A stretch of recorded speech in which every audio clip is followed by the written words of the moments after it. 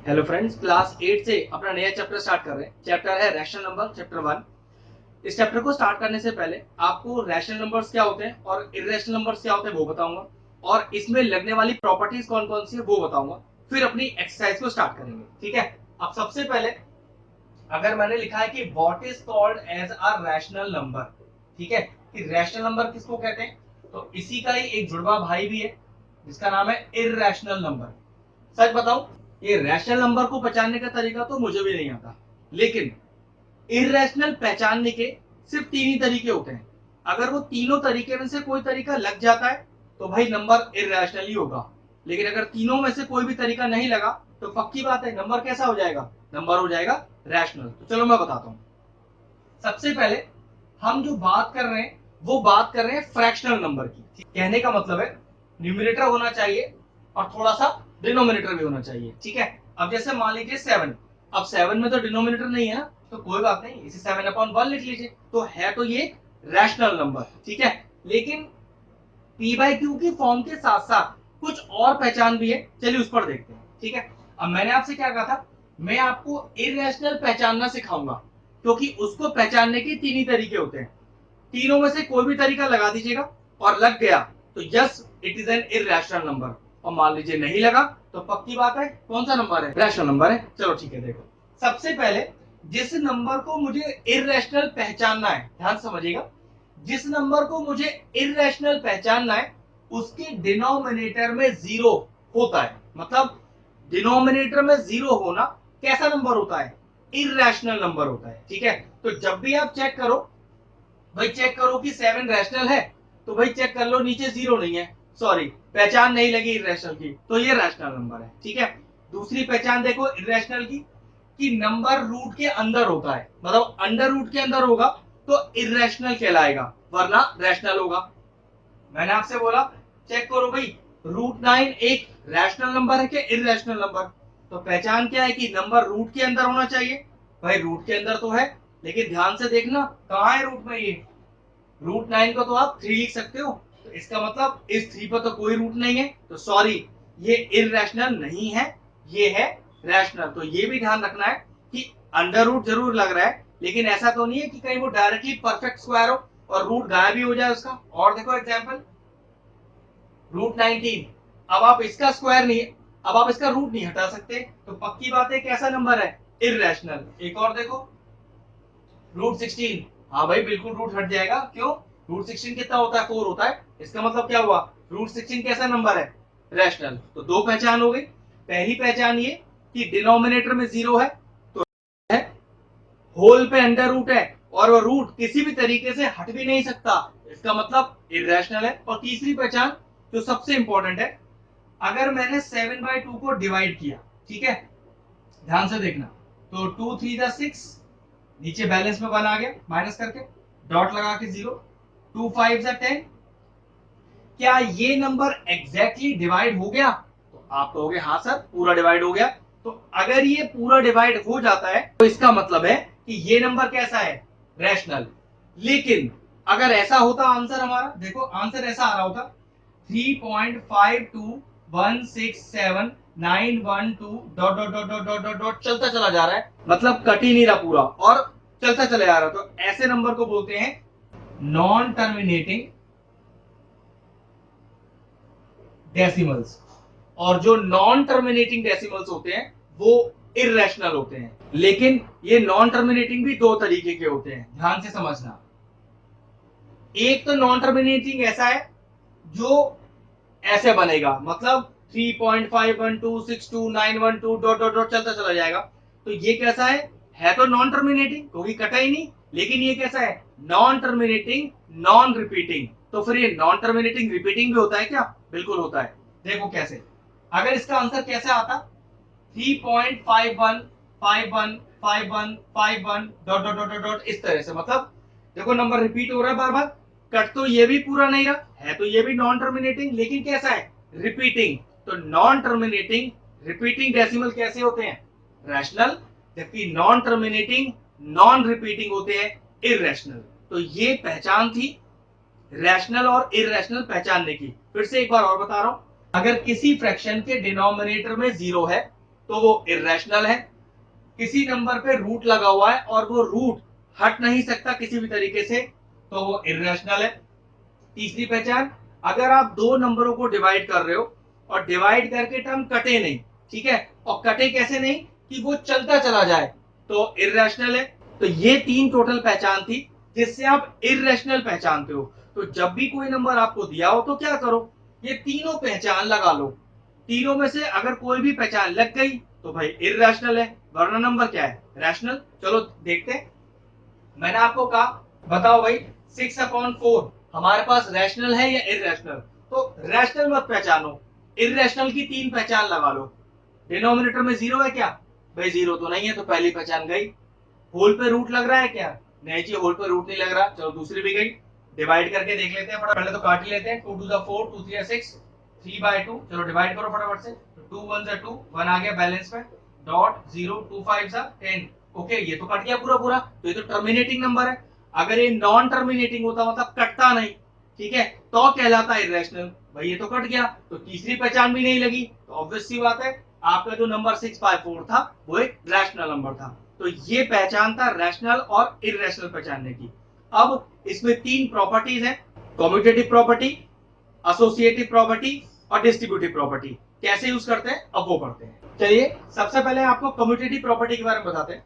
अब commutative property दो जगह लगती है, मल्टीप्लीकेशन में भी लग सकती है और एडिशन में भी लग सकती है। वो किस तरह से, देखो होता क्या है कम्यूटेटिव प्रॉपर्टी कि a मल्टीप्लीकेशन b बराबर होगा b multiplication a। This is called as commutative property for multiplication. और अगर एडिशन की लगानी हो, a plus b is equal to b plus a, obvious सी बात है a plus b b plus a के बराबर ही आएगा। तो इस बात से ये भी पता चलता है कि कम्यूटेटिव प्रॉपर्टी या तो मल्टीप्लीकेशन में लगेगी या तो एडिशन में, ना ही डिवीजन में लगेगी और ना ही सब्ट्रैक्शन में। इस तरह के क्वेश्चन एमसीक्यूज में आ जाते हैं कि कम्यूटेटिव प्रॉपर्टी को आप कहां कहां लगा सकते हो। तो मल्टीप्लीकेशन करते समय लगा सकते हो और एडिशन करते समय लगा सकते हो। फिर बता देता हूं क्या, कि a into B is equal to B into A. Example देता हूं, 2 इंटू 3, ठीक है, तो अगर इसमें कम्यूटेटिव प्रॉपर्टी लग रही है तो इसका रिवर्स मल्टीप्लीकेशन भी सेम आएगा। तो पहले 2 इंटू 3 कितना होता है 6, चलो रिवर्स मल्टीप्लीकेशन करो, 3 2 जा 6, देखो मैच हो गया। तो मैंने इसमें कम्यूटेटिव प्रॉपर्टी लगा दी मल्टीप्लीकेशन वाली, ठीक है। एडिशन वाला आगे देखते हैं, 2 प्लस 3 कितना होता है 5। अगर कम्यूटेटिव लॉ को फॉलो करता है तो उसका रिवर्स एडिशन भी सेम ही आएगा। तो 3 प्लस 2 कितना आ गया 5। यस, ये जो क्वेश्चन है ये कम्यूटेटिव प्रॉपर्टी को फॉलो करता है, बस यही तरीका था कम्यूटेटिव का। अब चलते हैं एसोसिएटिव की तरफ। अब एसोसिएटिव प्रॉपर्टी किस तरह से लगती है मल्टीप्लीकेशन में, देखो ना, a multiplication b multiplication c is equal to a multiplication b multiplication c। इसको बोलते हैं एसोसिएटिव प्रॉपर्टी फॉर मल्टीप्लीकेशन। कैसे, पहले दो ब्रैकेट में जो नंबर थे वो b और c थे, लेकिन अब जो दो ब्रैकेट में नंबर है वो a और b है, लेकिन रिजल्ट दोनों का सेम आएगा। चलो चेक करके देखते हैं। 2 इंटू 3 इंटू 4, पहले सॉल्व कर लेते कितना आ रहा है। 2 इंटू ब्रैकेट पहले सॉल्व करेंगे ना, 3 4 12 और 12 2 24। तो अगर ये पर्टिकुलर क्वेश्चन एसोसिएटिव प्रॉपर्टी को फॉलो करता है तो ये इसका मैच होना चाहिए। चलो ठीक है, करके देख लेते हैं। अब ब्रैकेट में पहले किसको लेंगे, पहले दो टर्म को। तो 2 इंटू 3 इंटू सी, सी कितना है 4, ब्रैकेट पहले सॉल्व करेंगे, 2 3 6 इंटू 4 एंड 6 4 24। देखो आंसर तो मैच हो गया। कि दिस शोज दैट कि एसोसिएटिव प्रॉपर्टी ये पर्टिकुलर क्वेश्चन फॉलो कर रहा है। और हमने कौन सी प्रॉपर्टी लगाई है, एसोसिएटिव प्रॉपर्टी फॉर मल्टीप्लिकेशन। अब ऐसे ही एडिशन के लिए देखते हैं। तो चलिए मैंने लिखा a प्लस ब्रैकेट में b plus C is equal to a plus b और प्लस c, ये है एसोसिएटिव प्रॉपर्टी फॉर एडिशन। चलो एग्जांपल लेके देखते हैं। 2 प्लस 3 प्लस 4, ठीक है, पहले आंसर निकालते हैं फिर वाला फॉलो करेंगे। तो 2 plus what is 3 plus 4 7 and 2 plus 7 is 9। अगर ये क्वेश्चन एसोसिएटिव प्रॉपर्टी को फॉलो करता है तो आरएचएस भी मैच करेगा। चलो अब a प्लस b को ब्रैकेट में रखना, और a प्लस b कौन है 2 और 3, ये लीजिए इस तरह से, प्लस c, c कितना है 4, तो 2 प्लस 3 5 और प्लस 4 कितना आ गया 9। देखो मैच हो गया। तो ये दो मेथड थे जिसमें हमने आपको कम्यूटेटिव और एसोसिएटिव सिखाया, जो लगाई जा सकती है सिर्फ दो ही जगह, मल्टीप्लिकेशन करते समय और एडिशन करते समय। डिवीजन और सब्ट्रैक्शन में कम्यूटेटिव और एसोसिएटिव नहीं लगती, ठीक है। अब चलते हैं आखिरी प्रॉपर्टी डिस्ट्रीब्यूटिव प्रॉपर्टी की तरफ। चलिए बताता हूं कि डिस्ट्रीब्यूटिव प्रॉपर्टी कैसे लगती है। ये लगती है a into B plus C is equal to A B plus A C, A B plus A C. ठीक है, लेकिन ये प्रॉपर्टी इस तरह भी लग सकती है, देखो a into B minus C is equal to A B minus A C. देखो ध्यान से, ए बी माइनस का ए सी। अब ये मैंने डिस्ट्रीब्यूटिव प्रॉपर्टी लिख तो दी है, लेकिन ये फॉलो कैसे करानी है वो समझिए। अब अपनी तरफ से फिर से वही जैसे पीछे वाले क्वेश्चन में किया, एबीसी का वैल्यू लेट ले लेते हैं। चलो A1 ले लिया, B2 ले लिया, C3 ले लिया।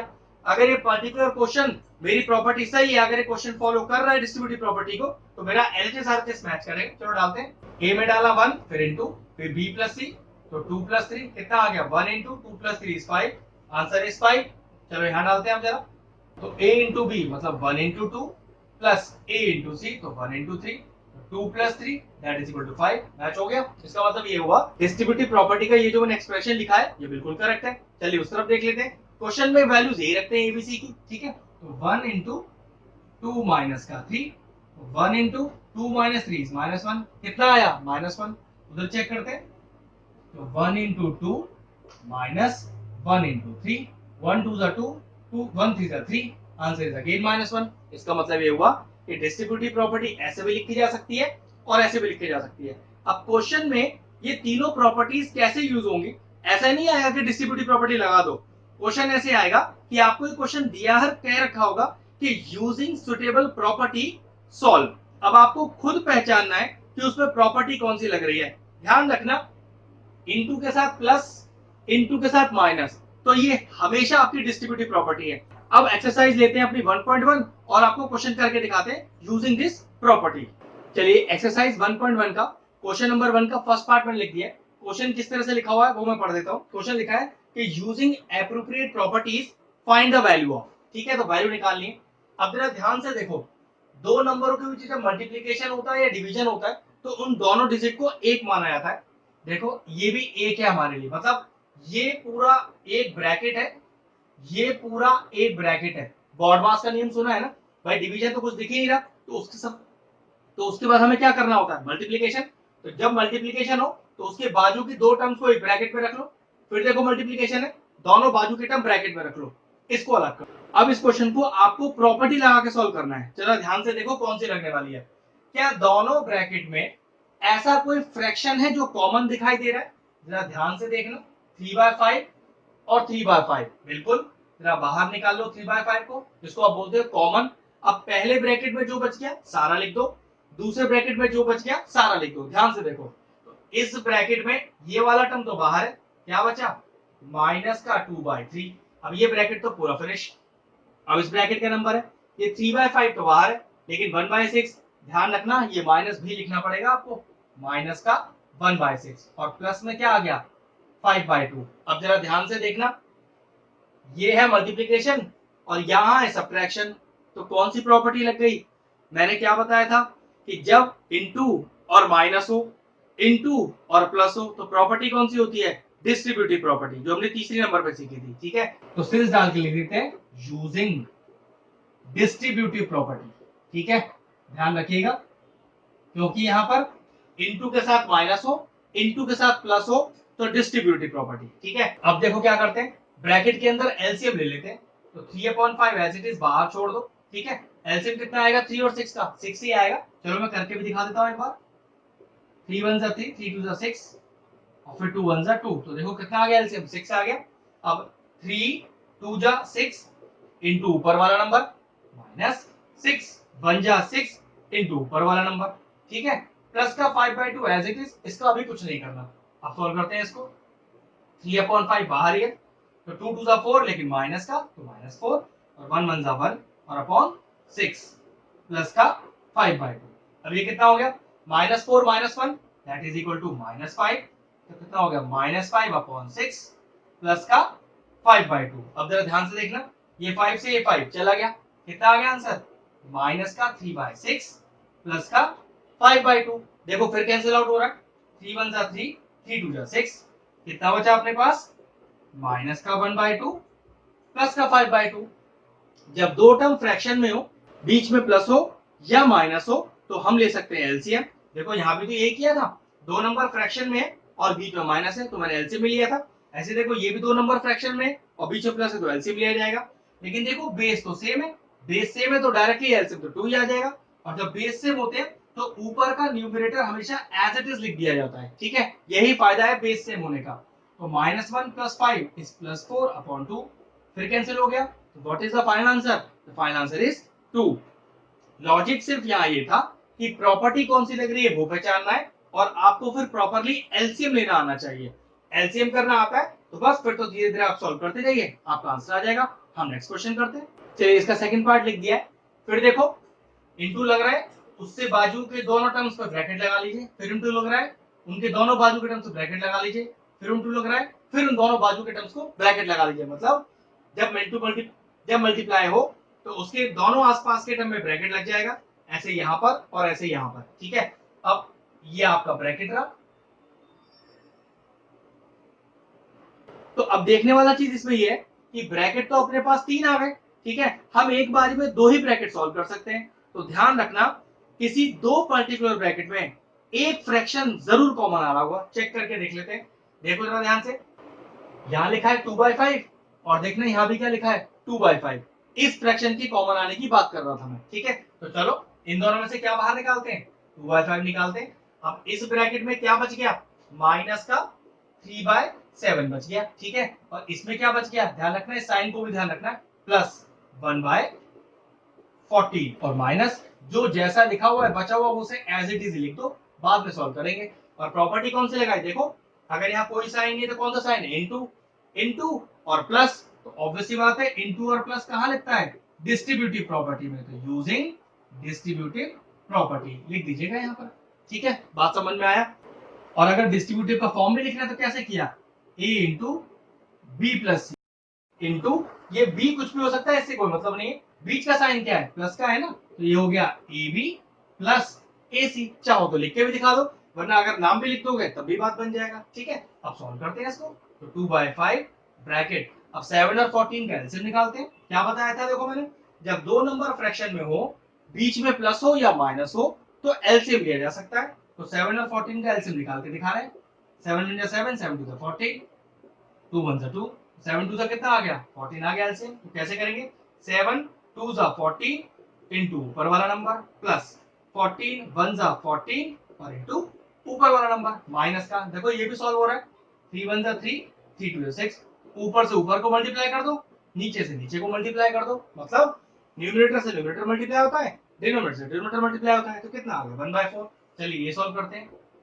2/5 ब्रैकेट, 2 3 6 लेकिन माइनस का, और प्लस का कितना 1 1 1 और नीचे का 14 सेम, माइनस का 1/4। अब देखो ध्यान से कितना आ गया, 2/5 इंटू माइनस का 6 प्लस का 1, तो माइनस का 5/14 और माइनस 1/4। अब देखो कैसे आउट कैसे होगा, 2 7 14 और 5 1 5, तो यहाँ बच, तो यहाँ कितना बच गया, देखो यहाँ बच गया, ऊपर -1 बच गया, नीचे बच गया 7 और माइनस का 1/4।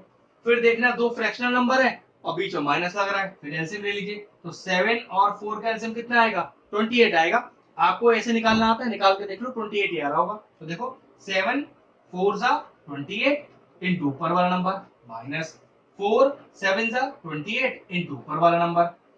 नेक्स्ट स्टेप, तो 4 इंटू -1 इज -4, माइनस 7/28, 7 और 4 11 लेकिन माइनस का, तो आंसर कितना आया, माइनस का 11/28। देखो डिस्ट्रीब्यूटिव प्रॉपर्टी पहचाननी है, प्रॉपरली एलसीएम लेना है और सॉल्व करना है। टफ नहीं है, अगर आपको प्रॉपर्टी पहचानना आता है और एलसीएम लेना आता है, अच्छे से बार बार देखकर इसकी प्रैक्टिस करो, एकदम क्लियर हो जाएगा आपको।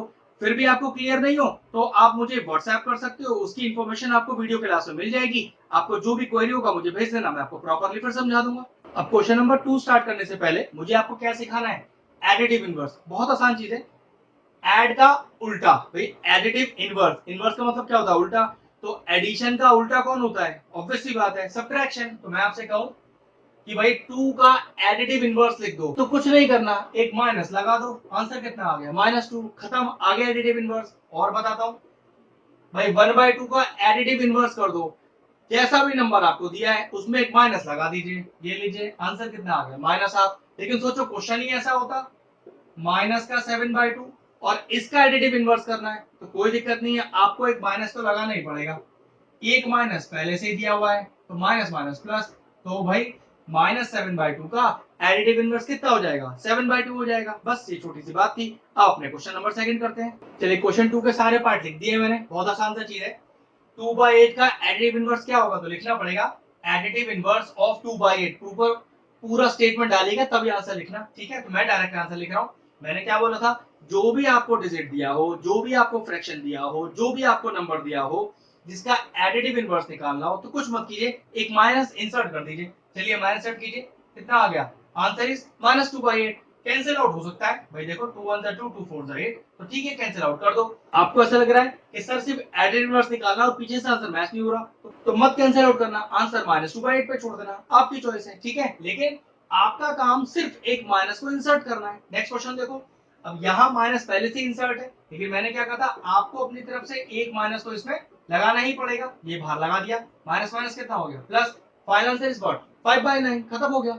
चलिए थर्ड पे आइए। थर्ड कह रहा है -6/-5। तो इसका माइनस माइनस हटाओ पहले, तो 6/5 बन गया नंबर। अब निकालो एडिटिव इनवर्स, तो कैसे लिखोगे? Additive inverse of 6/5 is, insert करो एक माइनस, कितना आ गया आंसर? माइनस का 6/5, फिनिश हो गया। नेक्स्ट क्वेश्चन में देखो, माइनस डिनोमिनेटर में, तो सबसे पहले क्वेश्चन को सही करो। डिनोमिनेटर में कभी भी नेगेटिव साइन नहीं होता, आपको अगले स्टेप पे पहले इसे न्यूमरेटर में लेके आना होता है। अब आपका क्वेश्चन आया कि भाई -2/9 का एडिटिव इनवर्स निकाल दो, तो कुछ मत करो, अपनी तरफ से लगाओ एक माइनस, लगा दिया जी, और ये क्वेश्चन कॉपी कर दिया, माइनस माइनस प्लस हो गया, आंसर कितना आ गया? 2/9, फिनिश हो गया। लास्ट क्वेश्चन बिल्कुल सेम है, ये आ गया आपके पास माइनस का 19/6। अब निकालो एडिटिव इनवर्स, कैसे निकालते हैं? माइनस इंसर्ट करो इसके अंदर, ये लीजिए एक माइनस लगा दिया मैंने और पूरा क्वेश्चन लिख दिया, minus minus plus, and answer is 19/6। ये लीजिए हो गया क्वेश्चन नंबर 2 पूरा। चलिए जी क्वेश्चन नंबर 3 लिख दिया। क्वेश्चन कह रहा है कि वेरीफाई करना है इस एक्सप्रेशन को। दोनों वैल्यूज हमें दी हुई है, दोनों पार्ट लिखे हुए हैं। वेरीफाई का मतलब समझ लो, पहले अपनी वैल्यू को एलएचएस में डालो, फिर अपनी वैल्यू को आरएचएस में डालो, और अगर वेरीफाई कर रहा है तो आंसर मैच होना चाहिए। तो चलिए ठीक है, कोई दिक्कत नहीं। क्या लिखते हैं? एलएचएस लिखते हैं। लिखिए अपना एलएचएस, ये लीजिए लिख दिया। अब x की वैल्यू क्या दी है आपको? 11/15 दी हुई है, वहां 11/15 डाल दीजिए। माइनस माइनस कितना हो गया? प्लस। कितना आ गया एलएचएस? 11/15। अब लिखिए आरएचएस। अब आरएचएस कितना है? वो है x। x का वैल्यू डायरेक्ट कितना दिया हुआ है? 11/15। देखना क्या आपस में मैच हो गया? जी हाँ, मैच हो गया। तो क्या लिखोगे कि since LHS is equal to RHS, hence verified. क्यों वेरीफाई करना है ना, तो प्रूविंग नहीं लिखना है, हेंस वेरीफाइड लिखना है। सेम क्वेश्चन यहां पर आते हैं, ठीक है? चलिए पहले एलएचएस लिखो। एलएचएस क्या है? Minus of minus x. चलो डालो एक्स का वैल्यू, तो माइनस बाहर, एक माइनस यहाँ, और एक्स की वैल्यू पे माइनस लगा हुआ है, तो चलिए कोई दिक्कत नहीं। तो सबसे पहले देखो, minus minus plus, plus into minus minus, मतलब आपका एलएचएस कितना आ गया? माइनस का 13/7। अब देखो आरएचएस कितना आएगा? आरएचएस में क्या लिखा हुआ है? एक्स लिखा हुआ है, लिख दीजिए। क्वेश्चन ही आपका एक्स है, ये लीजिए वैल्यू पुट कर दी। क्या मैच हो गया? हाँ बिल्कुल मैच हो गया। तो लिखेंगे फिर से वही, since LHS is equal to RHS, hence verified. लीजिए क्वेश्चन नंबर 3 भी हो गया। तो क्वेश्चन नंबर 4 को स्टार्ट करने से पहले क्या सिखाना पड़ेगा? आपको सिखाना है मुझे मल्टीप्लिकेटिव इनवर्स। तो देखो बहुत आसान तरीका था, जैसे एडिटिव इनवर्स था बिल्कुल उसी तरह का मल्टीप्लिकेटिव इनवर्स है। मतलब एडिशन का उल्टा, एडिटिव इनवर्स था ना, तो एडिशन का उल्टा क्या था? सब्ट्रैक्शन। तो ऐसे मल्टीप्लिकेशन का इनवर्स, मल्टीप्लिकेशन का उल्टा क्या है? डिवीजन। मतलब जो भी आपका आंसर हो उसको 1 कर दो, सही आंसर आ जाएगा। देखो क्या, अगर मैं कहूँ भाई 2 का मल्टीप्लिकेटिव इनवर्स निकाल दो, तो लिखोगे मल्टीप्लिकेटिव इनवर्स ऑफ 2 इज 1 लगा दो, हो गया 1/2, खत्म हो गया। लेकिन अगर मान लो क्वेश्चन ही 1/2 होता और आपको मल्टीप्लिकेटिव इनवर्स लगाना होता, तो सिंपल तरीका होता है, जो भी क्वेश्चन होता है उसे रिवर्स कर दो। ये लीजिए भाई, ये 2 क्या लिखा है? एक्चुअल में 2/1 लिखा है ना, तो रिवर्स करके तो 1/2 आता है। तो सिंपल है, मल्टीप्लिकेटिव इनवर्स में जो भी क्वेश्चन हो कुछ नहीं करना, सिर्फ रिवर्स कर देना है। माइनस साइन लगा है, लगा रहने दो, वो कभी नहीं हटेगा, और वो कहां लगेगा? हमेशा न्यूमरेटर में। क्वेश्चन में वो डिनोमिनेटर में दिया हो या कहीं भी दिया हो, आपके फाइनल आंसर में मल्टीप्लिकेशन का साइन हमेशा सिर्फ न्यूमरेटर में लग सकता है। अब अपने क्वेश्चन स्टार्ट कर लेते हैं। चलिए मैंने क्वेश्चन लिख दिया, बहुत आसान है। इसके टोटल 1 2 3 4 5 6 पार्ट है, एक एक करके सॉल्व करते हैं, ठीक है? पहले ए पार्ट सॉल्व करते हैं। माइनस का 13 है, क्या करना है? मल्टीप्लिकेटिव इनवर्स, कुछ मत करो, रिवर्स कर दो। ये लीजिए रिवर्स कर दिया। अब नेगेटिव साइन क्या बताया था? नेगेटिव साइन हमेशा न्यूमरेटर में रखा रहने दो, उसको हाथी मत लगाओ, ठीक है। चलो सेकंड क्वेश्चन देखो, क्या करना है, रिवर्स कर दो बस, तो माइनस का 19/13 खत्म, रिवर्स करो 5 आ गया, रिवर्स करो। अच्छा अब दिक्कत है यहाँ पर थोड़ा सा पहले सॉल्यूशन करना पड़ेगा, उसके बाद रिवर्स करेंगे। और देखो दो माइनस लग रहे हैं, तो माइनस माइनस पहले तो प्लस हो गया, कुछ कट रहा है नहीं, कुछ भी नहीं कट रहा, कितना आ गया 5 से 15 और 7 8 जा 56। हमेशा ध्यान रखना न्यूमरेटर से न्यूमरेटर मल्टीप्लाई होता है, डिनोमिनेटर से डिनोमिनेटर मल्टीप्लाई होता है, तो कितना आ गया 15/56। अब इसका मल्टीप्लिकेटिव इनवर्स कितना आएगा भाई, क्या था रिवर्स करना था, कर दिया रिवर्स मैंने। चलो अगला देखो, अब ये कितना आ गया, ये आ गया आपके पास 2/5। चलो रिवर्स करो, मतलब मल्टीप्लिकेटिव इनवर्स निकालो, तो 2/5 का मल्टीप्लिकेटिव इनवर्स कितना आएगा 5/2, फिनिश हो गया। नेक्स्ट देखो, अब 1 है ना, तो 1 का रिवर्स भी 1 ही होता है, तो आंसर इज -1, क्योंकि माइनस का तो आपको कुछ करना ही नहीं है, वो तो न्यूमरेटर में जैसे था वैसे ही लगा रहेगा। ये लीजिए फोर्थ क्वेश्चन भी हो गया। चलिए क्वेश्चन नंबर 5 लिख दिया है, कह रहे हैं हमने 3 एक्सप्रेशन आपको दिए हैं, बताइए कौन सी प्रॉपर्टी इसमें यूज हो रही है। लिखा है कि name the property use in the expression. तो पहला क्वेश्चन देखिए, एक नंबर को 1 से मल्टीप्लाई किया जा रहा है और दूसरे केस में 1 से उसी नंबर को मल्टीप्लाई किया जा रहा है, और आंसर तो पक्की बात वही नंबर आएगा। मतलब प्रॉपर्टी क्या है कि a into 1 is equal to 1 into A is equal to A. मतलब अगर किसी नंबर को 1 से मल्टीप्लाई करो या 1 से किसी नंबर को मल्टीप्लाई करो, आंसर तो वो नंबर ही आएगा। तो इस प्रॉपर्टी का नाम है मल्टीप्लिकेटिव आइडेंटिटी। बस प्रॉपर्टी का नाम लिखना है और कुछ नहीं करना। इसको देखो, ये तो आपको शुरू में बताई थी मैंने, देखो ये ऐसे तो नहीं लिखी, x into Y is equal to Y into X. Check कर लो, x है अगर माइनस का 13/7 और y है माइनस का 2/7, तो रिवर्स ही तो लिखा हुआ है, मतलब इसी फॉर्म में तो लिखा है कि x into Y is equal to Y into X. क्या बताया था इसके लिए, कॉम्यूटेटिव प्रॉपर्टी, जो मल्टीप्लीकेशन वाली है तो लिख देना कॉम्यूटेटिव प्रॉपर्टी फॉर मल्टीप्लीकेशन। अब ये देखो, -19/29 का रेसिप्रोकल करके मल्टीप्लाई करेंगे तो आंसर हमेशा क्या आएगा 1 ही आएगा, और इस प्रॉपर्टी को बोलते हैं मल्टीप्लिकेटिव इनवर्स या फिर रेसिप्रोकल, कुछ भी लिख सकते हैं, एक ही बात है। हो गया क्वेश्चन फिनिश। चलिए क्वेश्चन नंबर 6 करते हैं, मैंने बोर्ड पे लिख दिया है, लिखा है कि multiply 6/13 by reciprocal of this. मतलब 6/13 को आप मल्टीप्लाई कीजिए इस नंबर के रेसिप्रोकल से। रेसिप्रोकल क्या होता है, अब रेसिप्रोकल क्या होता है, मैंने क्या बोला था, जस्ट रिवर्स कर दो इसको, तो कितना होगा माइनस का 16/7। माइनस कभी नीचे आता ही नहीं, वो तो हमेशा न्यूमरेटर में रहता है। अब कुछ कैंसिल आउट हो रहा हो तो कर दो, वरना रहने दो, जी नहीं कुछ भी कैंसिल नहीं हो रहा, तो आंसर आएगा माइनस का, न्यूमरेटर को न्यूमरेटर से करिए, डिनोमिनेटर को डिनोमिनेटर से करिए, तो 6 6 जा 36, 3 आ गया कैरी, 6 1 जा 6 और 3 9, तो 96, और 13 7 जा और 13 7 जा 91, तो आंसर कितना आ गया -96/91, फिनिश हो गया। देखो एक एक्सप्रेशन दिया हुआ है और कह रहा है बताओ कौन सी प्रॉपर्टी यूज हो रही है, तो देखो कुछ ऐसे तो नहीं लिखा हुआ a इंटू बी इंटू सी, और वो कह रहा है किसके बराबर है, a इंटू बी और इंटू सी। चेक कर लो, a इंटू ब्रैकेट में b इंटू सी, फिर लिखा है a इंटू बी और इंटू सी, तो ऑब्वियसली कौन सी प्रॉपर्टी है, ये है कम्यूटेटिव प्रॉपर्टी, जिसमें सारे टर्म मल्टीप्लिकेशन के इधर, सारे मल्टीप्लिकेशन के इधर पहले में बाद के दो में ब्रैकेट है और अगले में पहले दो में, तो ये क्या है कम्यूटेटिव प्रॉपर्टी फॉर मल्टीप्लिकेशन। अब क्वेश्चन नंबर 8 हमसे कह रहा है कि बताइए कि is 8/9 is the multiplicative inverse of this. तो पहले इसको सॉल्व कर लेते हैं, कितना आएगा देखो, तो मिक्स फ्रैक्शन है ना, 8 1 8 प्लस 1 9/8 है, और लेकिन माइनस का कह रहा है कि -9/8 का ये मल्टीप्लिकेटिव इनवर्स तो नहीं है। मल्टीपल इनवर्स क्या होता है, रिवर्स कर दो, तो रिवर्स करना कितना आंसर आएगा 8/9, माइनस कहाँ रहेगा, वो तो न्यूमरेटर में रहेगा। एक्चुअल में इस नंबर का मल्टीप्लिकेटिव इनवर्स आना चाहिए माइनस का 8/9, आपके पास माइनस तो है नहीं, तो क्या लिख दोगे, no 8/9 is not the multiplicative inverse of -1 1/8। अगर y पूछे तो y का जवाब यह है कि मल्टीप्लिकेटिव इनवर्स करते समय नेगेटिव साइन आता नहीं है और ना ही गायब होता है, यहाँ ऑलरेडी नेगेटिव साइन नहीं है, तो ऑब्वियसली बात है आपका आंसर -8/9 होना चाहिए था, जो कि क्वेश्चन में दिया 8/9, तो सॉरी 8/9 गिवन क्वेश्चन का मल्टीप्लिकेटिव इनवर्स नहीं है। फिनिश हो गया। चलिए नेक्स्ट क्वेश्चन करते हैं। नेक्स्ट क्वेश्चन नंबर 9 है, कह रहा है कि is 0.3 is the additive inverse of 3 1/3। तो पहले चेक कर लेते हैं कि 3 1/3 का फ्रैक्शन आएगा कितना, प्रॉपर फ्रैक्शन, तो 3 3 9 प्लस 1 10, तो 10/3 आएगा। अब 10/3 का एडिटिव इनवर्स, ऐड का उल्टा सब्ट्रैक्शन, तो क्या करो एक माइनस लगा दो, आंसर कितना आ गया -10/3। चेक कर लो, 0.3 को -10/3 लिख सकते हैं, तो चेक कर लो भाई, पॉइंट हटाओगे तो क्या होगा, नीचे एक जीरो लग जाएगा, मतलब ये कितना लिखा है 3/10, जबकि हमें क्या चाहिए था माइनस का 10/3, तो फिर लिख दीजिएगा no 0.3 is not the additive inverse of 3/3। हो गया क्वेश्चन फिनिश। तो चलिए आज का लेक्चर यही फिनिश करते हैं, एक्सरसाइज भी हमारी पूरी हो गई है, अच्छे से पूरी एक्सरसाइज की प्रैक्टिस कीजिएगा, नेक्स्ट लेक्चर में नेक्स्ट एक्सरसाइज करेंगे, लेक्चर फिनिश करते हैं। अगर हमारे व्यूअर्स को हमारे वीडियोस पसंद आ रहे हैं तो हमारे चैनल को सब्सक्राइब कर लें और साथ में लगे बेल आइकन को भी हिट कर दें। आपको अगर मैथ से जुड़ा कोई क्वेरी है किसी भी क्लास के लिए तो वो आप मुझे व्हाट्सएप कर सकते हैं, जो नीचे नंबर आ रहा है। आपका जो सोल्यूशन है मैं जल्दी से जल्दी देने का कोशिश करूंगा।